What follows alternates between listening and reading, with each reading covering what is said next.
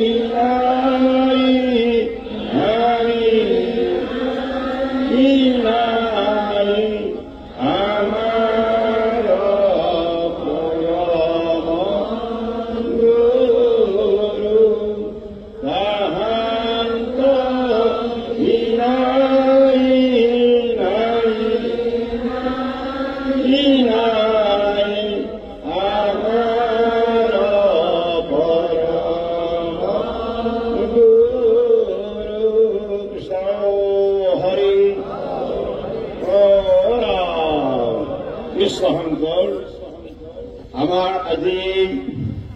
শ্ৰীমন্ত শংকৰদেৱ সমন্বয় ক্ষেত্ৰত সমবেত হৈ থকা সমষ্টিত হৈ থকা ভগৱন্ত চৈতন্য মূৰ্তি স্বৰূপ লক্ষ লক্ষ ভগৱত বান্ধৱ সমস্ত আইমাতৃ সমস্ত শ্ৰীমন্ত শংকৰদেৱ সংঘৰ মহামান্য কৰ্মকৰ্তা বা পাইসকল শ্ৰীমন্ত শংকৰদেৱ সংঘৰ গোটেই উত্তৰ পূৰ্বাঞ্চল তথা ভাৰতবৰ্ষৰ পৰা অহা আমাৰ প্ৰতিনিধি বাবাইসকল সংগী ভকত বাবাইসকল সমবেত সহৃদয় ৰাইজ আমাৰ ধৰ্মমতে আমি একেশ্বৰবাদত বিশ্বাস কৰোঁ একৰে এব একশত একমতে ৰাইগেব এইটো কেৱল মহাপুৰুষজনে দিয়া বাণী নহয় এই বাণী হ'ল আমাৰ গোটেই বৈদিক সনাতন ধৰ্মৰ বেদ বেদান্ত সমস্ত গীতা ভাগৱতকে আদি কৰি মহাভাৰত ৰামায়ণকে আদি কৰি আমাৰ চাৰিবেদ 14 শাস্ত্ৰ অষ্টাদশ পুৰাণ যিবিলাক আছে উপনিষদ যিমানবিলাক আছে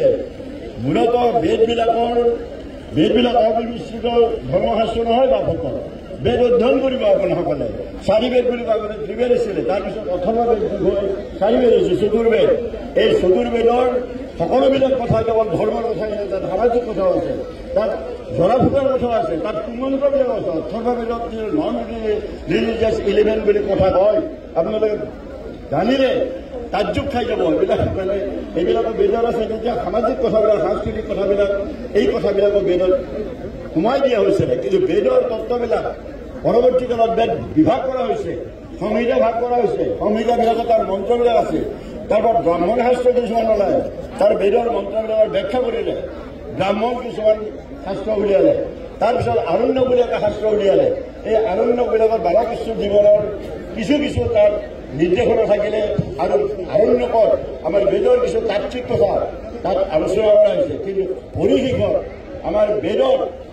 বেদান্ত দৰ্শন বুলি যাক কওঁ 13খন উপনিষদ প্ৰতিখন বেদৰে 2খন বা 1খন বা ততোধিক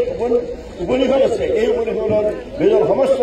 তত্ত্ব ব্যাখ্যা কৰা হৈছে এই কথাবিলাক আপোনালোকে অধ্যয়ন কৰি পাব আমি আমাৰ ওচৰতে ৰঙিয়া মহাবিদ্যালয় স্থাপিত হৈ আছে এই ৰঙিয়া মহাবিদ্যালয়ত আমি যেতিয়া কৰ্মৰত হৈ আছিলোঁ তেতিয়া আমাক এটা দায়িত্ব দিছিলে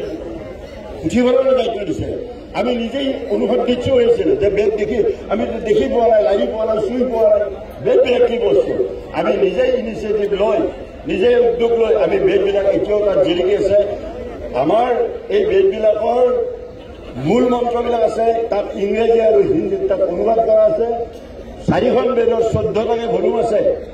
বেদবিলাক কেনেকৈ আপোনালোকসকলে ইয়াত আমাৰ ৰঙিয়া মহাবিদ্যালয়ত গ'লে এইবিলাক পাব বেদৰ মূল তত্ত্বাৱলী সুন্দৰকৈ ব্যাখ্যা কৰা হৈছে আজি বেদৰ যিটো বিশ্ব বেদৰ সংহতিৰ পৰ্ব আৰু কিছু গতিকে কিছু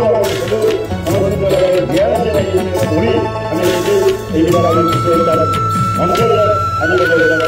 ব্যাখ্যা কৰা আছে আপোনালোকে যাব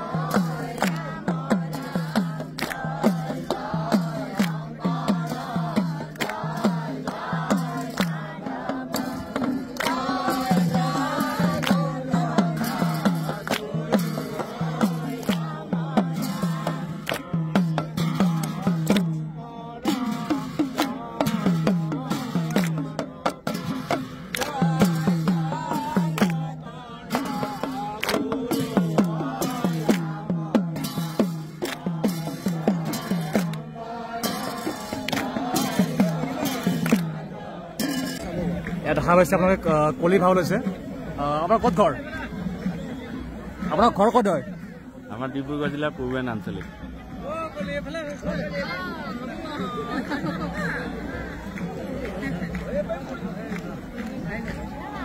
এয়া দেখিছে আপোনালোকে সমস্ত ভকতসকল শোভাযাত্ৰাৰ বাবে ৰাওনা হৈছে সঁচাকৈ বহুত বেছিয়ে ভাল লাগিছে এয়াই হ'ল 93 সংখ্যক ৰঙিয়াৰ শ্ৰীমন্ত শংকৰদেৱ সংঘৰ বাৰ্ষিক অধিৱেশন